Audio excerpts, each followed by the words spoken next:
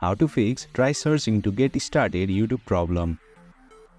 Hey there, welcome to Insightful Tutorials. Are you unable to see videos on your YouTube homepage and encountering the try searching to get started issue? If so, you are in the right video. Without further ado, let's learn how to fix this issue. Open YouTube on your mobile device. You will land on its official homepage. As you can see, I'm facing this issue. If you are also encountering the same issue, it's likely because your YouTube account is new or you have cleared your watch history or search history. Here's how to fix it. Tap on the search icon at the top, search for a video or channel. For example, let's search for my own channel. Once the search result is loaded, open any video and watch it. After watching for a certain interval, you can now close the video. Then return to the YouTube homepage. Once you are in the YouTube homepage, refresh the homepage.